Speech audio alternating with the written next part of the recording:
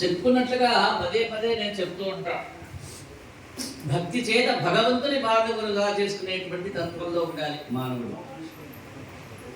నిత్యము నిరంతరము సతతము సంతతము ఆ యొక్క స్వామి సేవా తత్పరుడై ఉండాలి. మనం ఎదుటి మానవుని యందు భగవత్ స్వరూపాన్ని దర్శించాలి.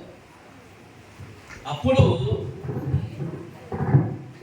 ఈ యొక్క మానవుడికి అతి సులభప్రాయమైపోతుంది ఆ యొక్క మోక్షం అనేటువంటిది.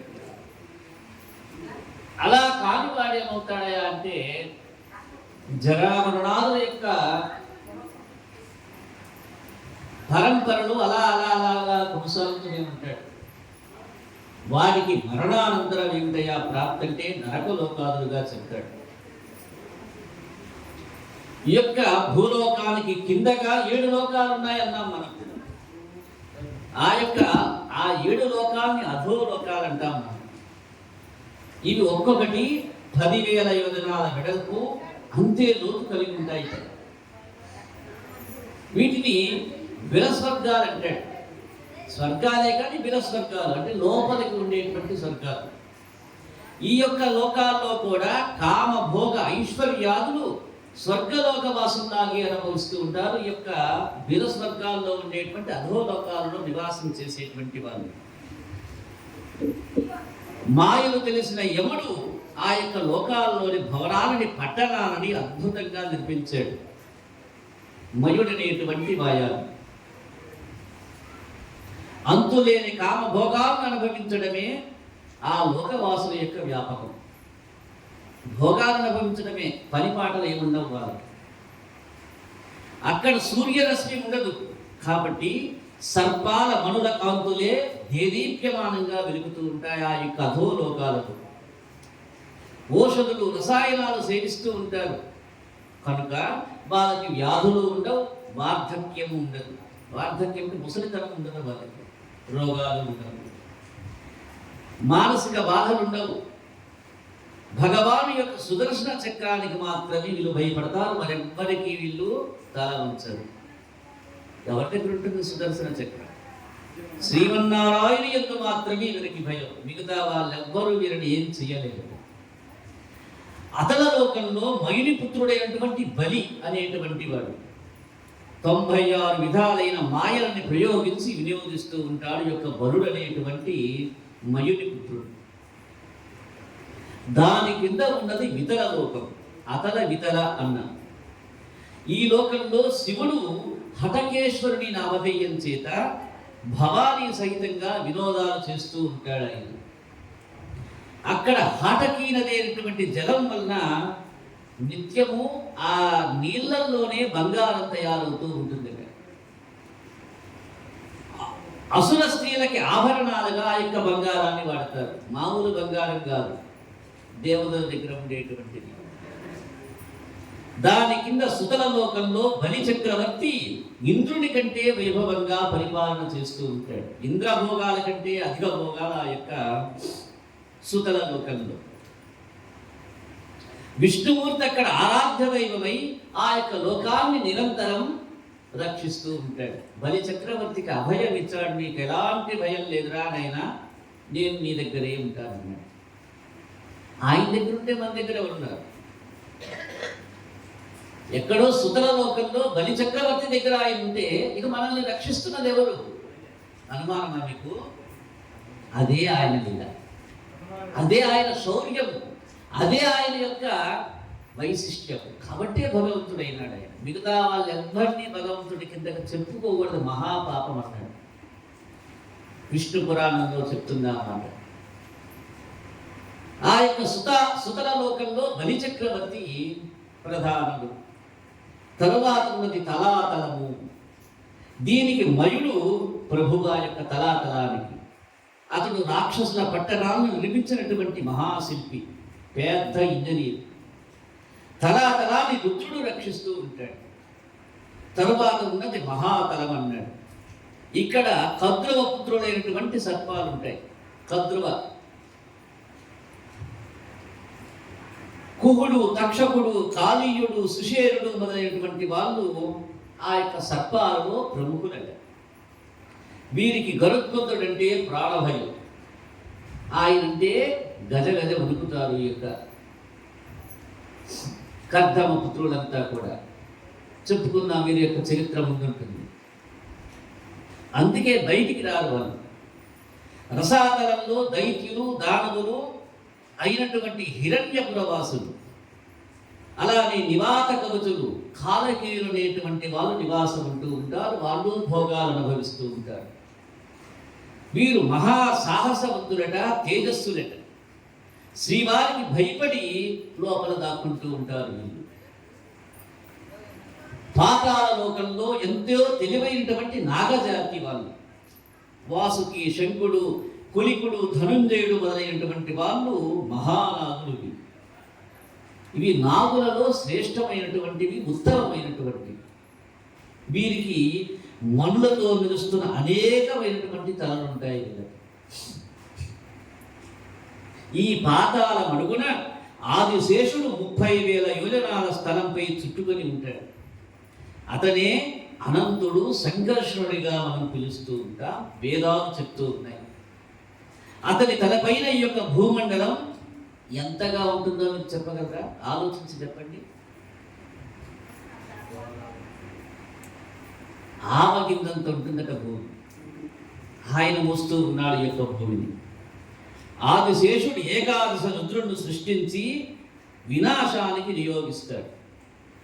వినాశనం అంటే లయం చేసుకునేటువంటి దానికి. ఎవరు సృష్టిస్తాడు? లయకారకుడు ఎవరన్నా? రుద్రుడు. ఇలాంటి రుద్రుడు ఒక్కడు కాదు ఆయన. ఏకాదశ రుద్రుడు, 11 మంది రుద్రుడు, ద్వాదశ ఆదిత్యులు, 12 మంది సూర్యులు. మీరు ఒకరే అనుకుంటారు. చూడండి, ఇంతమంది ఉన్నారు వీళ్ళంతా కూడా. ఏకాదశ రుద్రుడు, ద్వాదశ ఆదిత్యులు. ఈ యొక్క రుద్రుణ్ణి ఎవరు సృష్టించాడన్నా? ఆదిశేషుడు సృష్టిస్తాడు. అనగా ఈ యొక్క ఆదిశేషుడు రుద్రుణ్ణి నియమించి సృష్టించి వినాశనానికి వినియోగిస్తాడు. ఇది అధోలోకాల యొక్క చరిత్ర చెప్తూ ఉన్నాడు పరీక్షణ్ మహారాజుకి శుగబ్రహ్మగా. నాయనా, ఓ పరీక్షణ్ మహారాజా, నరకాలు 3 లోకాలకి చివరున్నాయి. దక్షిణ దిశలో భూమి, అంతరిక్షాల నడమ మహాభయంకరాలైనటువంటి యొక్క నరకాలు ఉన్నాయా రాజా. ఇవి మొత్తంగా ముఖ్యమైనది 28 నరకాలన్నాడు. వాటిని వివరిస్తా, శ్రద్ధగా ఆలకించరా. తామిస్సం అంటూ ఉన్నాడు మొట్టమొదటిది. పరుల యొక్క ధనాన్ని, పరుల బిడ్డలని, పరుల కాంతలని లాంటి వారిని అపహరించేటువంటి వారు చక్కగా అక్కడికి వెళ్ళిపోతారు. ఇక తామిశ్రము నరకంలో. ఇక్కడ పాశాలతో బంధించి అన్నపానాదులు లేని చీకటిలో పడేసి కర్రలతో కొట్టి బాదుతూ ఉంటారట. ఈ లోకంలో వెళ్ళినటువంటి, ఈ నరకంలో ప్రవేశం చేసేటువంటి వాళ్ళకి విధించేటువంటి శిక్ష అది. చీకటి గదిలో పడేయటం, కర్రలతో బాధలు. ఇక రెండవది అంధకామిశ్రం అన్నాడు. పరస్త్రీ యొక్క భర్తని వంచి ఆమెతో రమించేటువంటి వాళ్ళు ఇక్కడ పడుతూ ఉంటారు. మతి చెడిన వారై, అంధులై, ఒక్కొక్క అంగాన్ని ఖండింపబడినటువంటి వాళ్ళై ఆ యొక్క వారి చేత శిక్షింపబడుతూ ఉంటారు ఈ యొక్క నరకంలోకి పోయినటువంటి వారు. ఇక మూడవది రౌరవం అన్నాడు. శరీరమే తానని చెప్పి నమ్మి ఆ శరీరాన్ని, దాన్ని సంబంధించిన వారిని పోషించాలని, సుఖపెట్టాలని ఇతర ప్రాణుల్ని హింసిస్తూ, మోసగిస్తూ ఎవడు ప్రవర్తిస్తూ ఉంటాడో, శరీరమే నేను, ఈ శరీరం నాది అని చెప్పి అనుకుంటాడు. ఆ శరీరాన్ని, దానికి సంబంధించినటువంటి వాళ్ళని, వారిని పోషించడమే నేను పుట్టాను, వారి కోసమే పుట్టాను, వారిని సుఖపెట్టాలి. ఈ యొక్క వారిని సుఖపెట్టేటువంటి క్రమంలో ఇంకో దాన్ని కోసి తీసుకొచ్చి వాడికి పెట్టాలి. అర్థమవుతుందా? ఇలాంటి పనులు ఎవడైతే చేస్తాడో వాడికి ఇచ్చేటువంటి నరకమే యొక్క రౌరవ నరకం.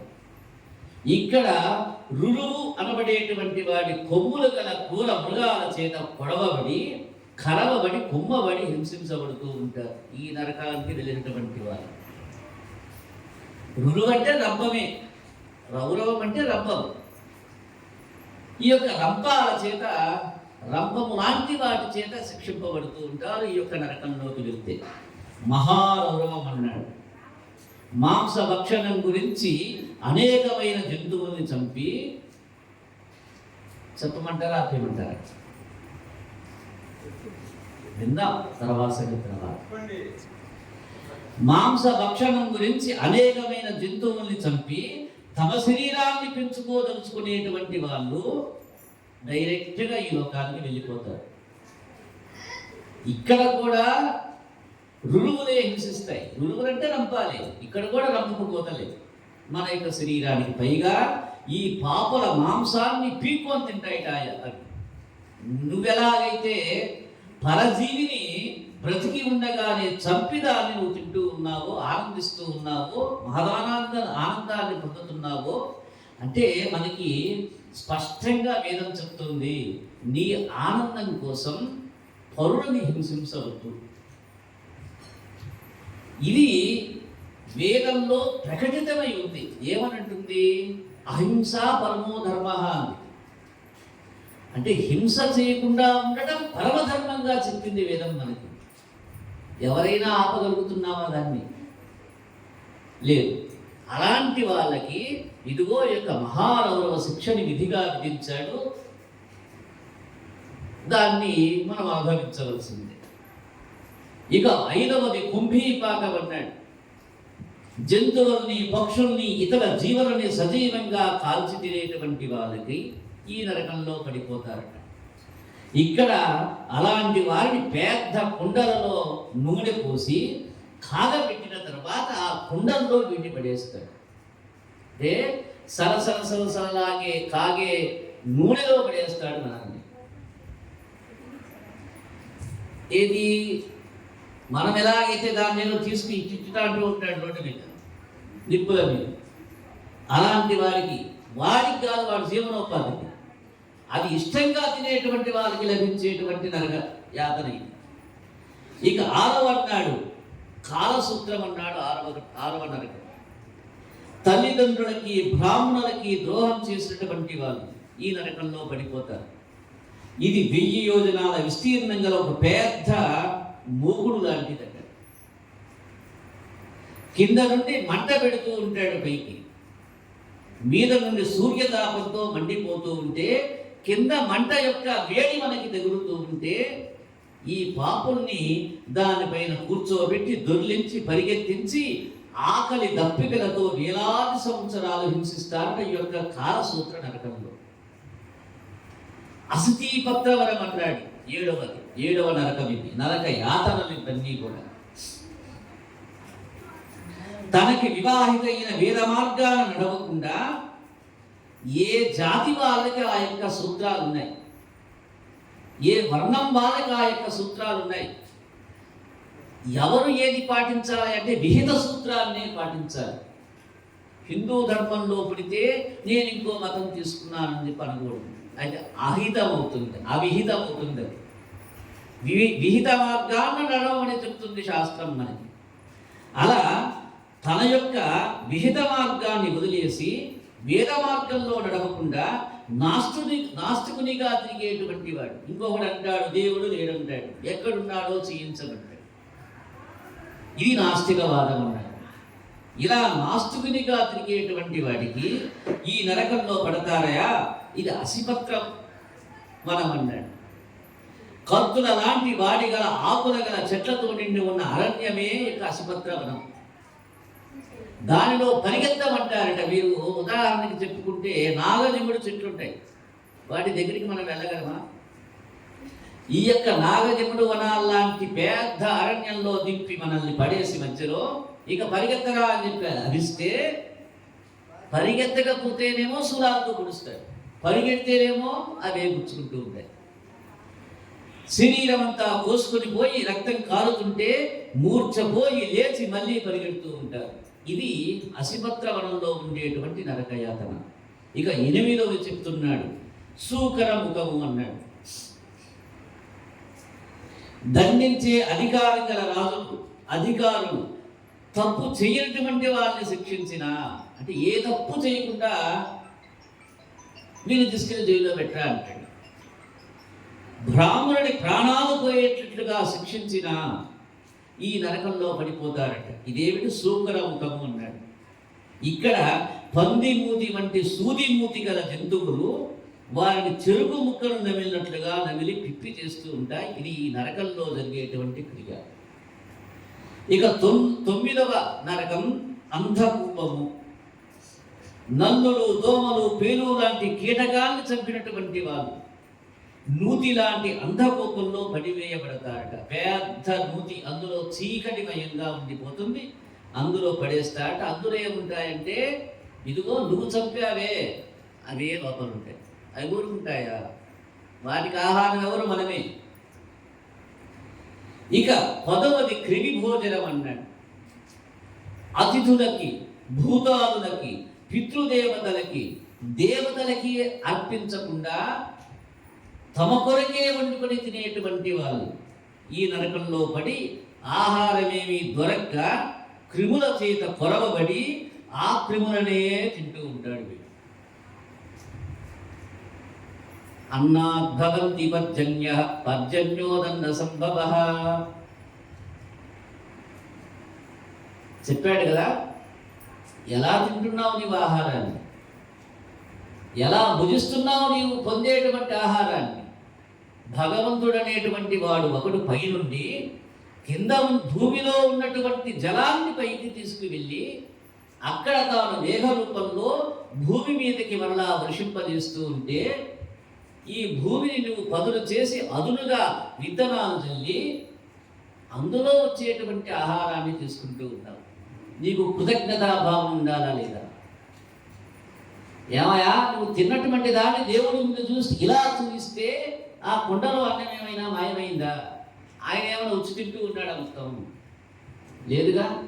వండేదేదో శుభ్రంగా శుచిగా వండి, నాయనా నీ యొక్క అనుగ్రహ ఫలము చేత ఈరోజు నేను యొక్క ఆహారాన్ని తీసుకుంటూ ఉన్నా, ముందుగా నీవు ఆరగించవయా, నన్ను ఆశీర్వదించు, నాకు బలాన్ని చేకూర్చు. ఏమి లేదయా, ఆహారాన్ని భగవంతుడికి అర్పిస్తే అందులో తేజస్సు వచ్చేస్తుంది, అందులో ఓజస్సు ఉంటుంది, అందులో రజస్సు ఉంటుంది. ఇవన్నీ ఏమిటి అంటే మానవుడికి ఉండవలసినటువంటి ఒక శక్తులు ఇవన్నీ. ఇది మానవుడికి లభించవలసినటువంటి శక్తులు. ఈ శక్తుల యొక్క సూత్రం ఏమిటి? ఇవన్నీ ఎలా నాకు వస్తాయి? ఏదైనా మంత్రం చెయ్యాలా? ఏదైనా మాయలు నేర్చుకోవాలా? ఏదైనా తపస్సు చేయాలా ఇవన్నీ రావటానికంటే ఏమక్కర్లా.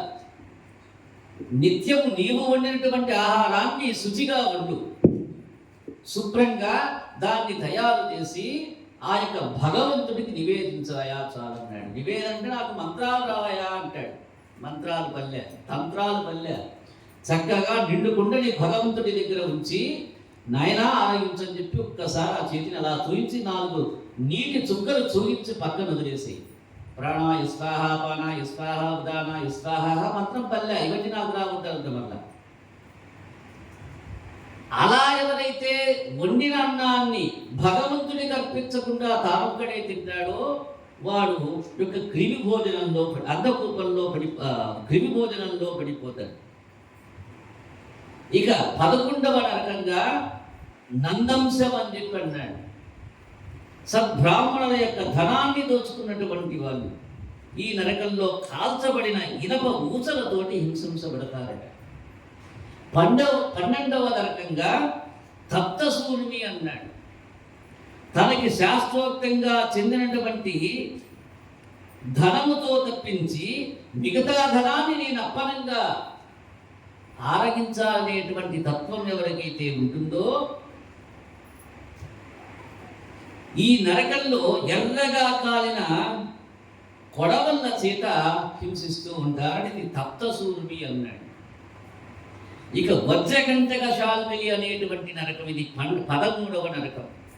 ఈ నరకంలో ధనకాంక్ష లోభము చేతను శరీర పోషణ కోసము చెయ్యరాని పాపపు పనులను చేసేటువంటి వాళ్ళకి ఈ నరకంలో పడేస్తారు. ఇక్కడ వజ్రాల లాంటి వాడైనటువంటి ముళ్ళు గల ఊరుగు చెట్లు ఉంటాయి. ఈ యొక్క చెట్ల కొమ్మల్ని ఎక్కమని చెప్తారు. ఎక్కడానికి ఏముంటాయి? సూదుల్లాంటి కత్తుల్లాంటి ఉంటాయి ఆ చెట్టు నిండా. దాన్ని ఎక్కమంటాడు. ఏమవుతుంది? కోసుకుపోతూ ఉంటాయి. మరలా దిగరా అంటాడు. పదే పదే పదే పదే ఈ యొక్క ఎక్కటం దిగటం చేయమని చెప్పి ఆజ్ఞాపిస్తూ కొట్టి కొట్టి రక్తాలు కారుతుండగా వాళ్ళు హింసిస్తూనే ఉంటారు. ఇక 14వ నరకం వైతరణి అనేటువంటిది. ధర్మరక్షణ చేయవలసినటువంటి రాజులు ధర్మాన్ని తప్పుతారు. అధికారులు తమ యొక్క విధుల్ని అలక్ష్యం చేస్తారు. ఇలా ఉల్లంఘిస్తే చీము, నెత్తురు, మలమూత్రమైనటువంటి నరకం చుట్టూ ప్రవహిస్తున్న ఈ యొక్క వైతరణి నదిలో పడిపోతారట. వారిని భయంకరైనటువంటి రాక్షస గణాలు పీక్కుని తింటూ ఉంటాయి. ఆ యొక్క రక్త మాంస చీములోనే వీళ్ళు ఉంటారు. అందులో నడవరా అంటాడు. కాబట్టి మనం మృత సమయంలో వైతరణి నది దాటాలంటే గోదానం చేయమని చెప్తుంది శాస్త్రం. అందుకని చచ్చిపోయినప్పుడు గోదానం తప్పనిసరిగా చేయమని చెప్తోంది శాస్త్రం. ఎందుకనయా అంటే పోయేదేవరో దానిలో పడకుండా ఎవరైతే గోదానాన్ని చేస్తాడో ఆ వైతరణి నదిలో దిగవలసిన పల్లె, మిగతా వాళ్ళందరూ దిగవలసిందే.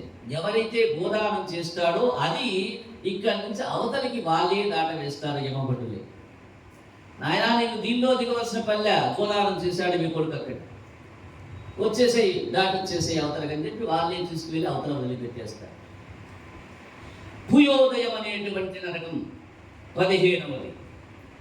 శిష్టాచార నిత్య నైమిత్తిక కర్మలను మాని తినరానివి తింటూ నీచ స్త్రీ సంగమం చేసేటువంటి జనులందరినీ కూడా వైతరణి వంటి యొక్క సముద్రంలో పడి హీనాతిహీనంగా కొట్టుకుంటూ ఉంటారు. సముద్రం ఇది, అది నది, ఇది సముద్రం లాంటిది. ఇక 16వ నరకం ప్రాణ నిరోధం అన్నాడు. లోక రక్షణకు కాకుండా వినోదానికి వేటలు చేస్తూ జంతువుల్ని చంపేటువంటి వాళ్ళు ఈ నరకంలో యమభటుల బాణాల చేత కొట్టబడి హింసింపబడుతూ ఉంటారు. అది కేవలం వినోదం కోసం వేట చేసేటువంటి వాడికి లభించేటువంటి ప్రాణ నిరోధం అనేటువంటి నరకం ఇది. ఇక 17వ నరకంగా విశసనము అని చెప్పంటూ ఉన్నాడు. కీర్తి కోసము, ఇతరుల్ని వంచడం కోసం యజ్ఞాలు చేస్తూ మృగాలను చంపేటువంటి వారు ఈ నరకంలో పడి యమభటుల చేత హింసింపబడుతూ ఉంటారు. ఇక్కడ యజ్ఞాల్లో అది లేదు, జంతువుని హింసించేటువంటి పని లేదు. ఇది వేదోక్తమైనటువంటి యజ్ఞం. అది వేరే కార్యాలప్పుడు జరుగుతూ ఉంటాయి ఆ యొక్క హింసలు. వాళ్ళకి ఇదిగో యమభటులు కొట్టి చంపుతూ ఉంటారట. ఇక లాలాభక్షణం అన్నాడు 18వ నరకంగా. ఇది ఎవరైతే పదే పదే పదే పదే భూమి మీద చూస్తూ ఉంటారు కొంతమంది, ఇది మహా చెడ్డ గుణం. చాలామంది పదే పదే భూమి మీద ఊస్తూ ఉన్నాడంటే వాడికి ఏదో రోగం రాబోతుంది త్వరలో. ఎందుకని? భూమి క్షమించదు, క్షమిస్తూనే ఉంటుంది. కానీ అది క్షమించింది కదా అని చెప్పి మనం పదే పదే చేయకూడదు. అప్పుడు ఆమె కోపిస్తుంది. ఉదరానికి సంబంధించిన, గొంతుకు సంబంధించిన క్యాన్సర్ లాంటి లక్షణాలు వచ్చేస్తాయి వీళ్ళకి. కాబట్టి ప్రత్యేకించి ఆడవాళ్ళు భూమి మీద ఉమ్మకూడదు, గుర్తుపెట్టుకోండి. ఇక 19వ నరకంగా సారవేయాదవం అన్నాడు. ఇంటికి నిప్పంటించడం, పరుల ఇంటికి నిప్పంటించడం, విషం పెట్టి చంపడం పరుల్ని, ఇతరుల్ని దోచుకోవడం, రాజులు, రక్షక భటులు ప్రజల్ని హింసించడం లాంటి పాపాలు చేసేటువంటి వాళ్ళు ఈ నరకంలోకి పంపిస్తారు. అక్కడ వాడి పళ్ళు గల 720 కుక్కలు ఉంటాయి మన కోసం. అంటే మనం అతి తెలివి గల వాళ్ళం మానవుడు. ఏం ఆలోచిస్తాడు, నాలాంటి వాళ్ళు కదా చాలా మంది పోయి ఉంటారు నాకంటే ముందు, ఆ 720 కుక్కలు వాళ్ళు పెట్టుకొని ఉంటాయి కదా, నాకు కాస్త విసులుబాటు ఉంటుందని చెప్పి అనుకోవచ్చు మనం. ఎవరికి వాడే 720 ఉంటాయి కాబట్టి ఆ అవకాశం కూడా ఉండదు. ఇక 20వ నరకంగా అవీచి అన్నాడు. అవీచి అంటే అసత్యమాడేటువంటి వాడికి, అంటే అబద్ధమాడేటువంటి వాడికి, అబద్ధపు సాక్ష్యాలు చెప్పేటువంటి వాళ్ళ పాపాలు చేసిన వాళ్ళు ఇక్కడ ఎత్తైన కొండల మీద నుంచి కింద పడేస్తూ ఉంటారు. కింద పడ్డ తర్వాత పైకి ఎక్కరా అంటారు, వల్ల పెద్ద కొండలన్నీ, అక్కడి నుంచి మళ్ళా కింద పడేస్తాడు, మళ్ళా పైకి ఎక్కమంటాడు, వాడే ఎక్కాలి, వాడినే కింద పడేస్తాడు మళ్ళా. ఇక 21వ నరకం అయపానం అన్నాడు. యజ్ఞంలో సోమపానం చేసిన తర్వాత వ్రత దీక్షలో ఉండగా సురాపానం చేసిన వారి యొక్క గొంతుల్లో కరిగిన ఇనప ద్రవాన్ని పోస్తారు. ఇక్కడ ఇనప ద్రవాన్ని నోట్లో పోసేస్తాడు. ఎలాంటి వాడికి, ఇందాకది ఇది దీనిలో కూడా వర్తిస్తుంది, గుమ్మేయడం కూడా అందులో భాగమే. ఇక క్షారకర్ధమం అన్నాడు 22వ నరకం. తమకి ఎలాంటి శ్రేష్టత్వము లేకపోయినా అహంకరించి శ్రేష్ఠత గల యోగ్యుల్ని అవమానించేటువంటి వాళ్ళు, అంటే తమకంటే గొప్పవారి మీద పితరులు చెప్పేటువంటి వారు, అతనికి ఉన్న పేరు ప్రతిష్టలు నశింపజేయటం కోసం అబద్ధ ప్రచారాలు చేసేటువంటి వాడు, తనకంటే ఉత్తమ స్థానంలో ఉన్నటువంటి వాళ్ళని దించిపడి వేయటానికి నానా రకాల ప్రచారాలు చేసేటువంటి వాళ్ళు, ఇలాంటి వాళ్ళందరికీ కూడా క్షారకర్ధవంలో పడిపోతాడు. ఇక్కడ ఏమిటయ్యా అంటే ఒంటికి గాయాలు చేసి కారాన్ని చల్లి మరి కారకుట్లో పడేస్తాడు. ఇది క్షారకర్ధవం అన్నాడు. ప్రత్యేకించి అబద్ధపు ప్రచారాలు చేసేటువంటి వాడికి ఈ యొక్క క్షారకర్ధవ నరకం. ఇక రక్షోగణ భోజనం అన్నాడు 23వ నరకం. అని స్వార్థ ప్రయోజనాల గురించి నరబలి, జంతుబలి ఇచ్చేటువంటి క్షుద్ర దేవతలను ఆశ్రయించేటువంటి వాళ్ళు. చెప్తామా ఆపుదామా? స్వార్థ ప్రయోజనాల గురించి నరబలులు, జంతుబలులు చేస్తూ క్షుద్ర దేవతలను ఆశ్రయించేటువంటి వాళ్ళకి ఇక్కడ రాక్షస గణాల చేత నానా హింసలు పొందుతారట. ఇక్కడ ఇంతకుముందు తిరునాళ్ళు అనేటువంటివి జరిగేవి. ఈ తిరునాళ్ళు ఎవరికయ్యా చేసేదంటే, వాస్తవాలు చెప్తున్నా నేను, మీరేదో భావించుకోవద్దు. తిరునాళ్ళు అంటే ఏంటయ్యా అంటే విష్ణుమూర్తి యొక్క సంబంధించినటువంటి ఆలయాలలో జరిగేటువంటి 9 రోజుల ఉత్సవాలు. గరుడగుడ్డ దగ్గర నుంచి గరుడగుడ్డ దించేటువంటి వరకు 9 రోజుల పాటు జరిగేటువంటి తిరునాళ్ళు అద్భుతంగా జరుగుతూ ఉండేవి. ఆచారంగా, వేదోక్తంగా, నిత్యము నైమిత్తికంగా జరిగేటువంటి విశేషమైనటువంటి తిరునాళ్ళ రోజు. ఆ తిరునాళ్ళకి ఇప్పుడు జరపటము లేదు, జరిగితే ఒక్కరు కూడా ఆలయానికి వెళ్ళరు. కానీ ఇప్పుడు తిరునాళ్ళకి ఎంతమంది వెళ్తారో చూడండి. అర్థమవుతుందా? ఎందుకు వెళ్తున్నారు ఇప్పుడు తిరునాళ్ళకి? ఆ తిరునాళ్ళు ఎందుకు ఆగిపోయినాయి? అందులో ఆచారం ఉంది, అందులో నిష్ట ఉంది, అందులో సత్వగుణమైనటువంటి పనులు మాత్రమే ఉంటాయి. అందులో కోతలు ఉండవు, అందులో డ్యాన్సులు ఉండవు, అందులో ఇదుండదు, అందులో ఇదుండదు. అందుకని ఆ తిరునాళ్ళు ఆగిపోయినాయి. ఈ తిరునాళ్ళు బ్రహ్మాండంగా జరుగుతూ ఉన్నాయి. వాస్తవాలు చెప్తూ ఉన్నాను అంతే. శూరప్రోతం అన్నాడు ఇంకొక నరకాన్ని. జంతువులకు ఉరిపన్ని వాటిని పట్టుకొని వినోదిస్తూ వాటిని చంపేటువంటి వాడు. ఇనప శూలాలకి గుచ్చబడి కాకులు, గ్రద్దలు వారిని పొడుచుకొని తినేట్లుగా పారివేయబడతారట ఆ యొక్క నరకంలో. ఇక దండశూకం అనేటువంటి నరకం 25వ నరకం. ఇతరుల్ని విషం లాంటి, శూలాల లాంటి మాటలతో హింసించేటువంటి వారు ఇక్కడ పాముల చేత కరకుంపబడుతూ ఉంటారు.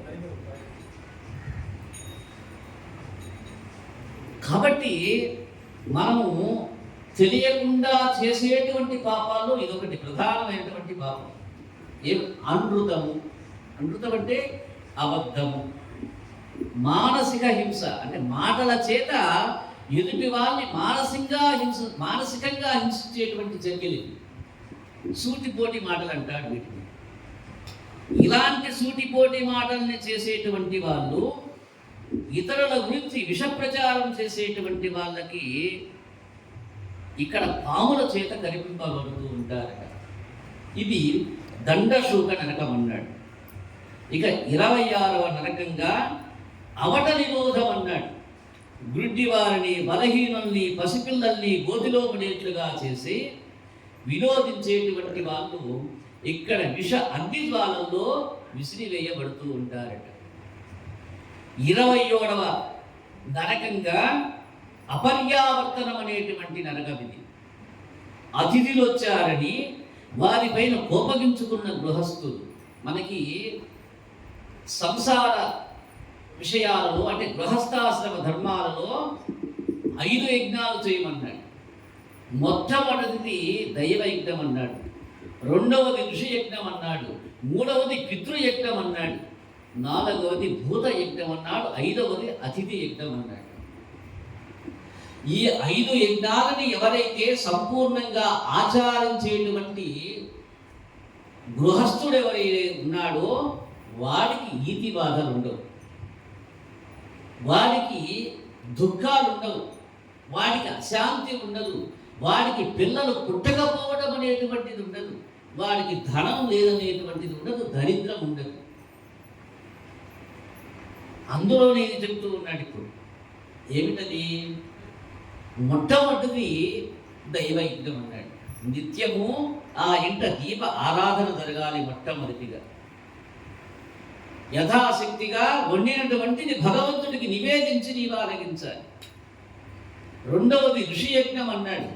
ఎవరైతే పరంపరగా నీ ఇంట ఏ కులదైవం అయితే ఉందో ఆ దైవాన్నే పూజించాలి. స్పష్టంగా చెప్తూ ఉన్నా నేను. మళ్ళా కులదైవాన్ని పక్కన పెట్టి పరదైవాన్ని తీసుకొని ఇంట పెడితే ఆ ఇంట శాంతి ఉండదు, ఆ ఇంట వైధవ్యం ప్రాప్తిస్తుంది, ఆ ఇంట పిల్లలు పుట్టరు. నిజాలు చాలా కఠినంగా ఉంటాయి, కోపగించుకోవద్దు మీరు. కులదైవాన్ని పక్కన పెట్టద్దు దయచేసి. దానివల్ల నష్టపోయేటువంటి వాళ్ళలో మొట్టమొదట నీవే, తర్వాత మీ పిల్లలు నష్టపోతారు. దాని నుంచి కులదైవాన్ని పక్కన పెట్టద్దు. కాబట్టి ప్రథమంగా దైవారాధన మొట్టమొదటిగా, రెండవది ఋషయజ్ఞం అన్నాడు. ఋషయజ్ఞం మీ ఇంట బ్రాహ్మణుడు ఎవరైతే ఉన్నారో, మీ ఇంటి ఊరి బ్రాహ్మణుడు ఎవరైతే ఉన్నాడో, ఎవరైతే మీకు ఆచార వ్యవహారాలను స్పష్టంగా చెప్పగలుగుతాడో అతన్ని పూజించమని చెప్తోంది. ఇక మూడవ యజ్ఞంగా పితృయజ్ఞం అన్నాడు.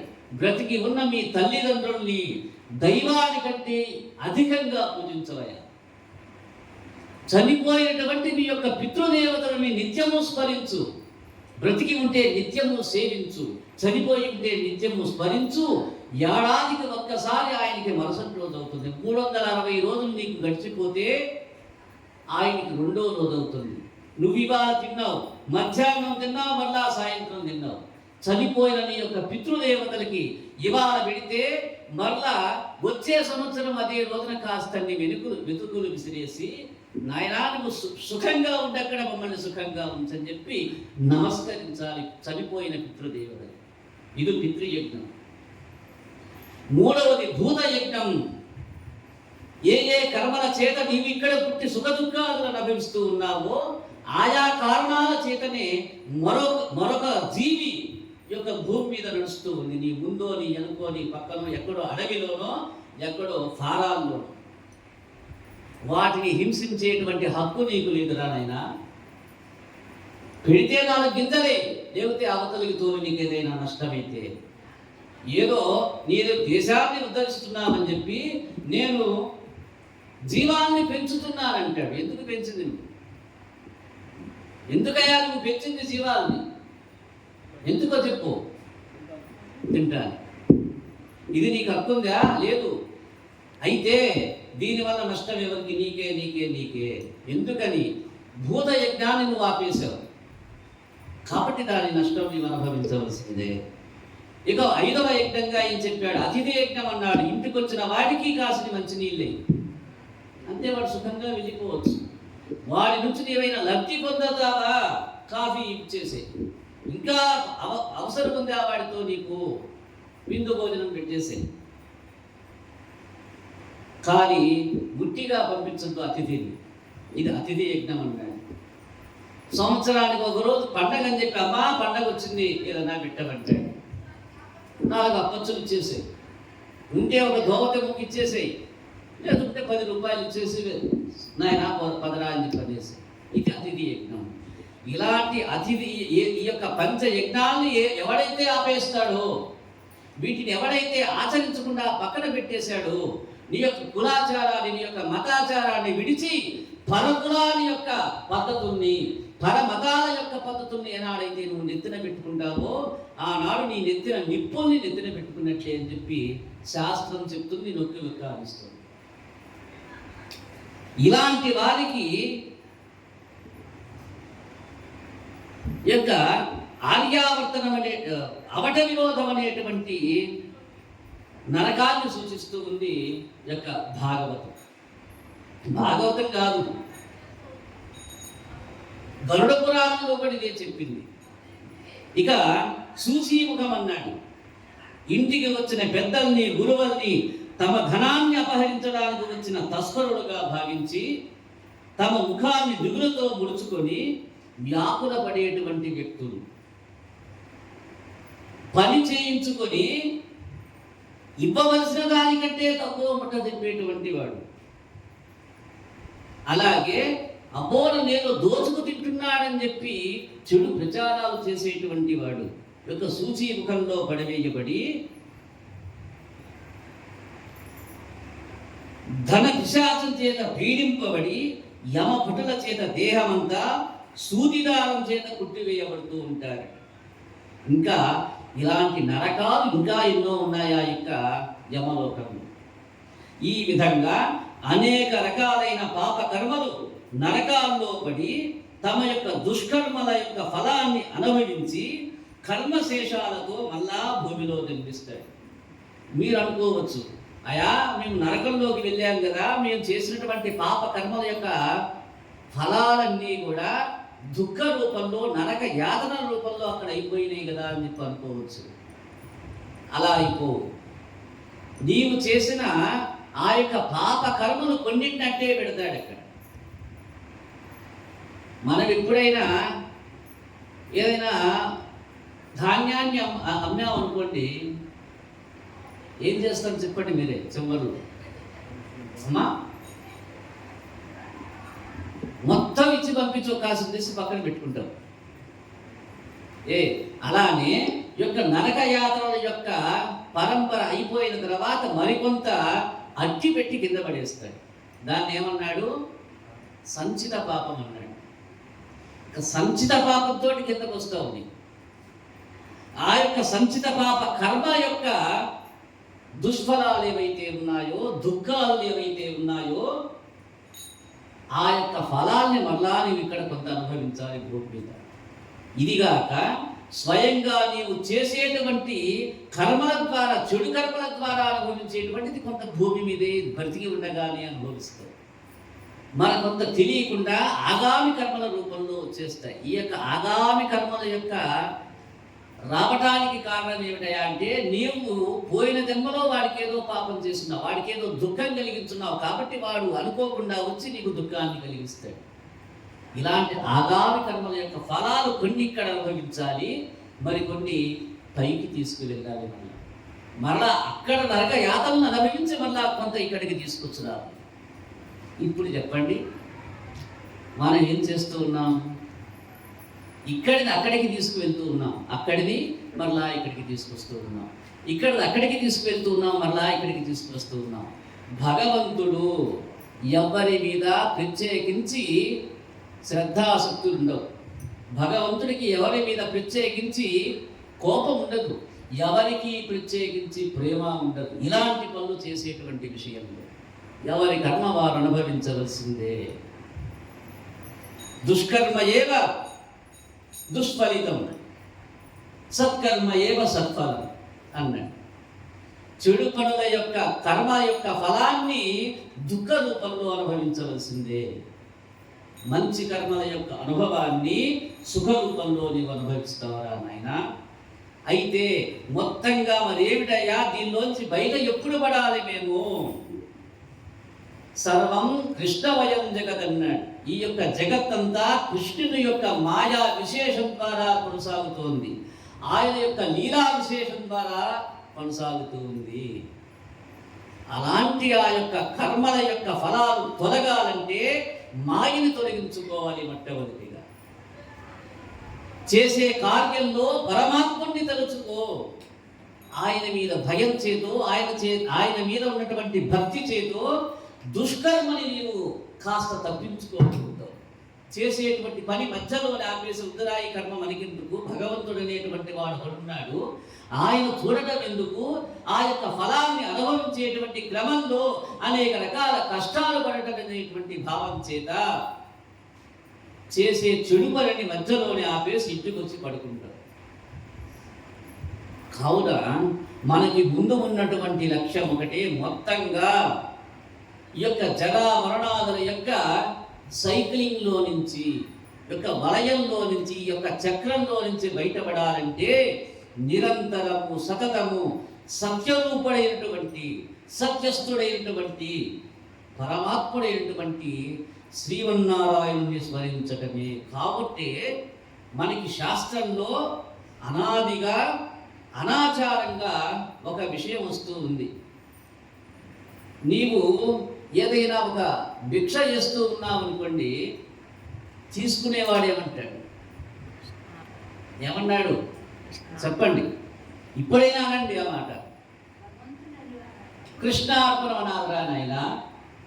పుచ్చుకునేవాడు కృష్ణార్పణం అంటాడు, ఇచ్చేవాడు ఏమన్నాడు? ఇచ్చేవాడు అనేది అది. అంటే చూడండి, ఆపగా తీసుకునేటువంటి వాడు కృష్ణార్పణమే, మరి ఇచ్చేవాడు కృష్ణార్పణం. ఇదేమిటి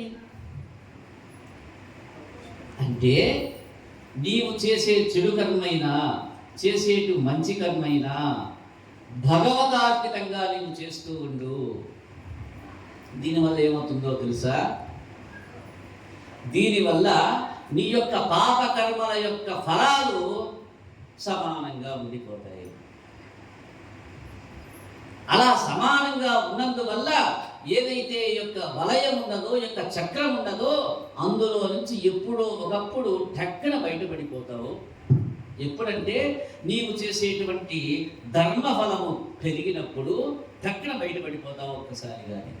అప్పుడు నీకు ఈ యొక్క మానవుడిగా పుట్టినటువంటి వాడికి, మనిషిగా భూమి మీద జన్మించినటువంటి వాడికి లక్ష్యంగా ఏదైతే ఉందో, ఏమిటది? ముముక్షత్వము. ఏమిటి మనిషి ప్రధాన లక్షణం ఏమిటిగా ఉండాలి? పుట్టినవాడు ఏమి సాధించాలనుకోవాలి అంటే కైవల్య ప్రాప్తి పొందాలి. ఇది మానవుని యొక్క లక్షణము. ఆ యొక్క కైవల్య ప్రాప్తి పొందటానికి నిరంతరము నిత్యము భగవన్నామ స్మరణే ప్రాతపదికగా మనకి యొక్క శాస్త్రాలు నొక్కి వక్కాలిస్తూ ఉన్నాయి, పురాణాలు ఘోషిస్తూ ఉన్నాయి, ఉపనిషత్తులు ప్రబోధం చేస్తూ ఉన్నాయి, వేదాలు ఘోషిస్తూ ఉన్నాయి. అలాంటి వేద మార్గంలో నడిచేటువంటి హిందువులమై ఉన్న మనము ఏదైతే ఆర్ష సంస్కృతి ఉన్నదో, ఏదైతే సంప్రదాయాలు ఉన్నాయో వాటిని ఆచరించినటువంటి వాడు దుఃఖాలను దూరం చేసుకొని సుఖాదులనే పొందగలుగుతాడు. ఇవన్నీ మనకి ఒక భాగవతంలో పరీక్షణ్ మహారాజు, దుఃఖితుడై ఉన్నటువంటి పరీక్షణ్ మహారాజుకి మోక్ష ప్రాప్తి కలిగించేటువంటి పరంపరలో సుఖబ్రహ్మ గారు ఘోషిస్తూ బోధిస్తూ ఉన్నాడు. వాటిని మనం జ్ఞానరూపంగా పొంది అలాంటి మార్గంలో నడిచి మనం కూడా ఇహపర సుఖాన్ని రెండింటిని అనుభవిద్దాం. జై రమారమణ గోవింద, రమారమణ గోవింద, వాసుదేవ వాసుదేవ వాసుదేవ.